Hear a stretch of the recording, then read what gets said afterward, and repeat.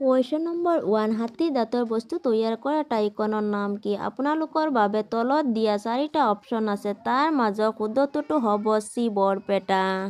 Question number 2 অসমৰ কপাহৰ উৎপাদন হোৱা টাইকনৰ নাম কি? আপোনালোকৰ বাবে তলত দিয়া 4টা অপশ্যন আছে, তাৰ মাজৰ শুদ্ধ উত্তৰটো হ'ব এ মিকিৰ পাহাৰ। কুৱেশ্যন নম্বৰ 3 এৰী মুগা পাট কাপোৰৰ উৎপাদন হোৱা টাইকনৰ নাম কি? আপোনালোকৰ বাবে তলত দিয়া 4টা অপশ্যন আছে, তাৰ মাজৰ শুদ্ধ উত্তৰটো হ'ব ডি শুৱালকুছি। কুৱেশ্যন নম্বৰ 4 কাঁহৰ বাচন তৈয়াৰ কৰা টাইকনৰ নাম কি? আপোনালোকৰ বাবে তলত দিয়া 4টা অপশ্যন আছে, তাৰ মাজৰ শুদ্ধ উত্তৰটো হ'ব চি সৰ্থেবাৰী। কুৱেশ্যন নম্বৰ 5 অসমৰ মাজেৰে কিমানটা ৰাষ্ট্ৰীয় ঘাইপথ পাৰ হৈ গৈছে? আপোনালোকৰ বাবে তলত দিয়া 4টা অপশ্যন আছে, তাৰ মাজৰ শুদ্ধ উত্তৰটো হ'ব এ।